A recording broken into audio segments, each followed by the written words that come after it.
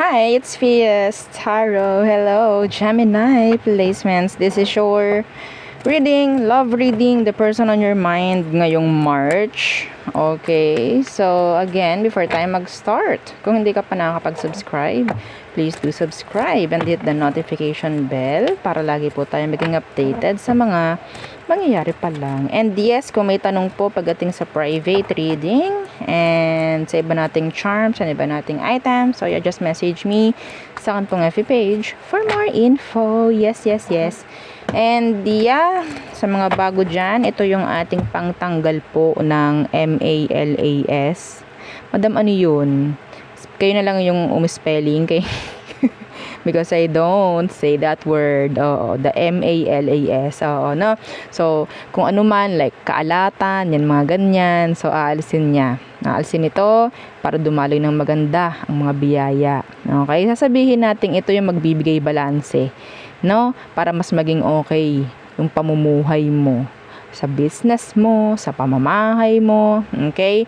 Tapos partneran mo ng mga ating ito, no? 2-in-1 love and money bracelet. So, ito magpo-provide to ng magaganda pagdating sa mga connection, pagdating dyan sa kaperahan mo, okay? So, 'di ba, kapag wala kang blockage, tuloy-tuloy ang pasok.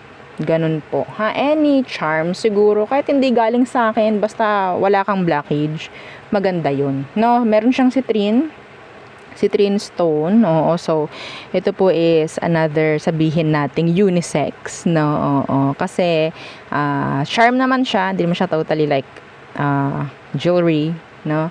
So pwede mo siyang ilagay sa red pouch, so nothing to worry. Okay, so again, citrine stone po is a money magnet. And yes, yung ating granter necklace.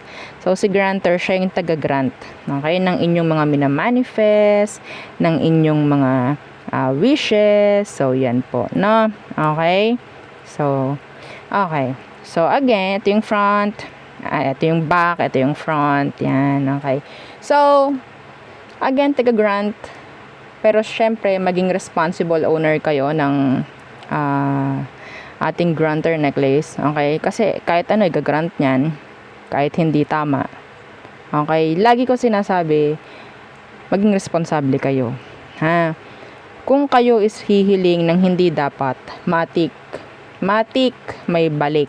Okay? So, maging aware kayo sa mga wini-wish ninyo, sa mga pinapag-grant ninyo. Mabait to actually, mabait to. Lalo na kung ikaw itong ang galing, ang ganda mag-alaga, no? Sa mga charms ninyo, marunong kayong mag-cleanse, ganyan. Yeah. Meron yan, ibabalik sa inyong maganda rin.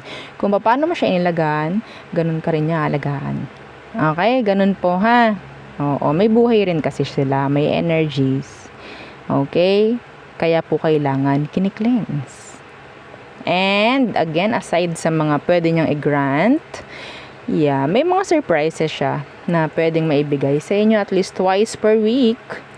Safe na yon, yung twice per week. Okay, so yung ating mga evil eye protection. Okay, ito yung ating necklace, yung ring natin na adjustable, and meron tayong mga bracelets. Excuse me. And our cleansing kit na napaka-important po, no, pagdating sa ating mga charms. Okay, so and yes, yung ating healing oil. Yan, 30 ml. So, pang-alis sa mga masasakit sa katawan. Okay? Pang-alis ng mga, sabihin natin, kabigatan rin, no? Lamig, yan, mga ganyan. And, pwede rin ito sa mga hirap matulog. Pwede rin ito sa mga madalas nahihilo. Ganun rin po, pagdating sa mga charms. Ano? Pwede siyang pang-langis, yan, langis-langisan ninyo. Ganun din po sa mutya. Okay? Yung may mga medallions dyan, pwede po yun.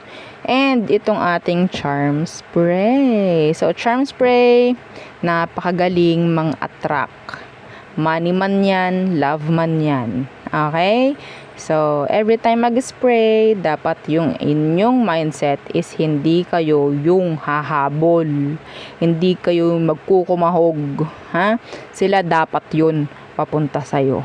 Ganun palagi, no? So, kapag mayroong kang target, person, I need their name, lalo po sa love. Okay? So, yun. Again, kung may mga tanong, message na lang po. No, Gemini. Okay? So, yeah. Let's start your reading. The person on your mind. Let's see. This is for the month of March. Okay. I'm hearing Aries. I don't know. Maybe some of you might be dealing with an Aries or dealt with. Okay. So, anong current situation ninyo, mga Gemini, pagdating dyan sa inyong connection in love? Whoops! The Queen of Coins in reversed. May umaayaw na. The Queen of Coins in reversed. The Universe. Yeah, may umaayaw na rito. May lumalayo na. Physically, maybe. Physically or emotionally distant. I'm hearing distant dito in general.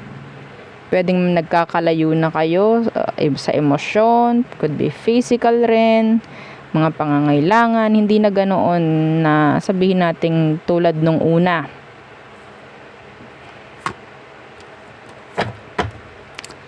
Okay.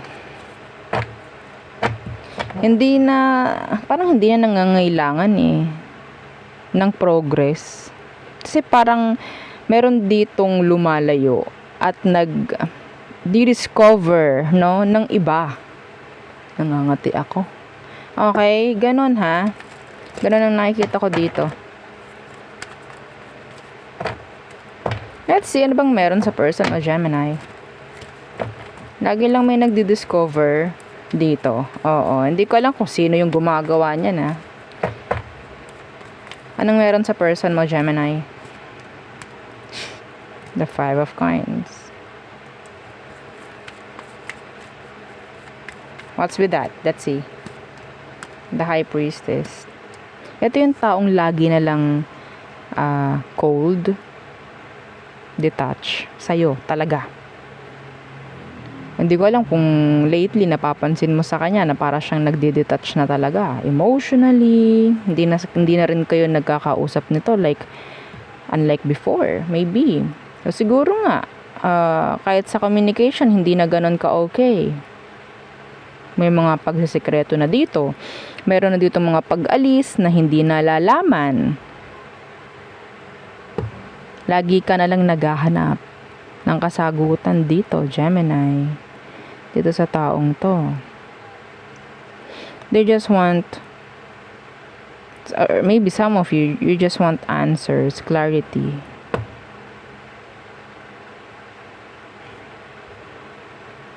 Pwedeng vice versa or pwedeng flip yung energy. Pwedeng siya yung ganun sa'yo. Okay? Ito yung taong parang, pwede to like, reversed yung reading. Pwedeng itong taong ito ang naglolong, ang craving for you. Maybe.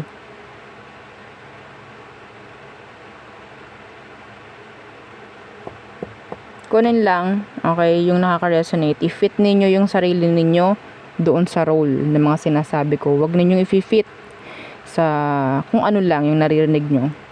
Okay? So, ano bang emosyon nito sa'yo, Gemini? Emotion. Deep down. Judgment. This is cycle. Yeah, Five of Swords. Cycle. Gulong-gulo. Ten of Coins. They want this. They want this. The Ten of Coins. The Ten of Pentacles. This is commitments. Ito, Gemini pwedeng ikaw ang red flag dito. I'm sorry. I am sorry. So, I think meron ditong mga cross-watchers. Parang ang daming cross-watchers ng Gemini. So, ang mas nakukuha ko is mga cross-watcher, no? Na parang sila yung nagsusumbong. Ito talaga yung ginagawa ni Gemini sa amin. They want the benefits, the commitments, pero hindi nila maramdaman yung kabuuan. Sabihin natin pagiging kumpleto ninyo. Some of you may anak kayo, may anak kayo, pero hindi na, sabihin natin, hindi nagiging responsible. Meron ditong hindi nagiging responsible, lagi na lang kasing wala.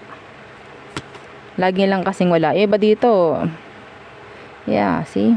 Pwedeng kasal yung iba. Or live-in. Sobrang magulo yung sitwasyon nyo. Meron ditong nangunguha or nangangalap talaga ng kasagutan or katinuan. Kakontentuhan sa sitwasyon. Emotionally, this person is, sabihin natin, kung sino man to, whether you or the person, kung sino man to, yung emosyon niya is gulong-gulo. Hindi niya alam kung ano yung gusto niya. Hindi niya alam yung gusto niya.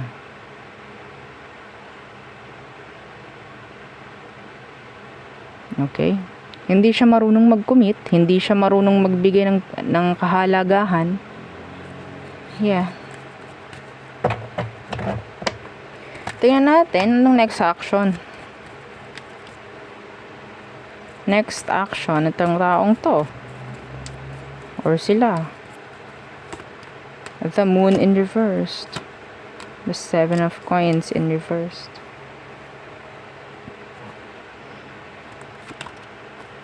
Yeah, meron ditong talagang nakawawa, nasayangan.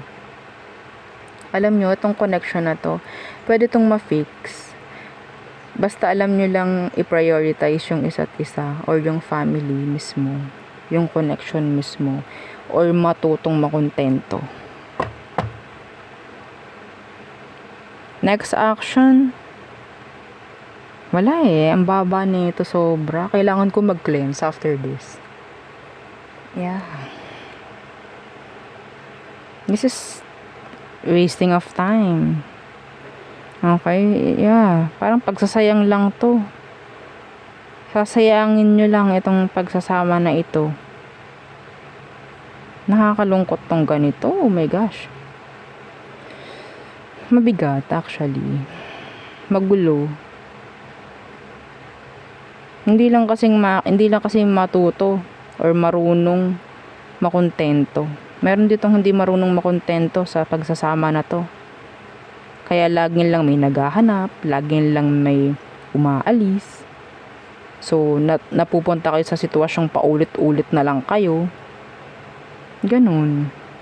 Kawawa naman kung meron din kayong mga anak. Okay? Kasi pwedeng hindi din naaasikaso kung sakali.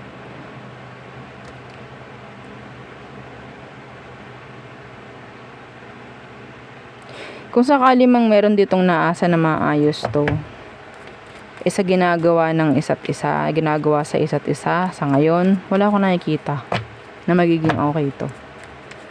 Kasi hindi nyo nakikita yung dapat, no, na makita. Puro lang kayo na nakatingin sa parang tingin nyo, yun. Ito na yun Hindi lang tayo nakukontento. Yun ang mahirap. Ang hindi makontento, hindi marunong makontento.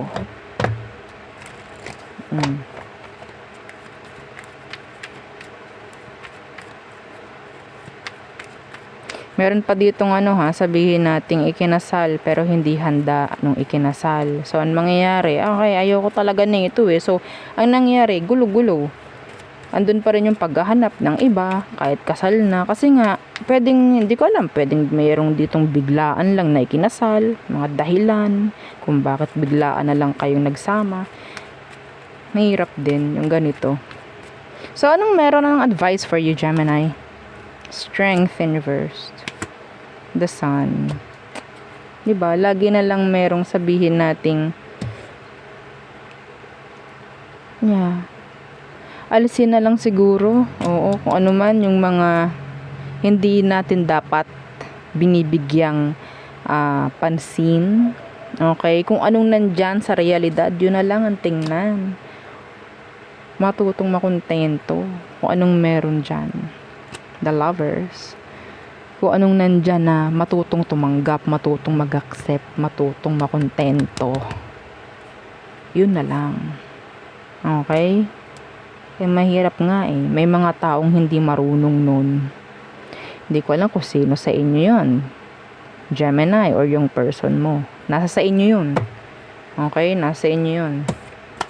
Sayang to. Nakakaawa rin yung connection. Ay. So, all signs. Aries through Pisces. Aries through Pisces. For you Gemini placements. Okay, Aries, heartbreak, separation. Taurus, andun yung parang pag-aamo. Gemini, they see longevity, progress. Some of you, they're attracted. So, Cancer, they want na if ever magkausap na kayo ni Cancer, gusto nila ng progress dyan. Okay? So, Leo, unstable connection. Virgo, ayaw na lang nila ng drama. Okay? So, kung anong meron, just going with the flow. Parang gano'n ang naririnig ko. Libra, they're trying to avoid you. Some of them, they have options. Cancer. Why Cancer? Oh my gosh. Scorpio, I'm sorry. Scorpio, they have something to offer. Okay, could be material things or pwedeng a new beginning, something like that. Sagittarius. Some of you, there could be a Sagittarius na they're into you, pero hindi pa rin talaga kayo like okay or magkaroon ng openness sa isa't isa.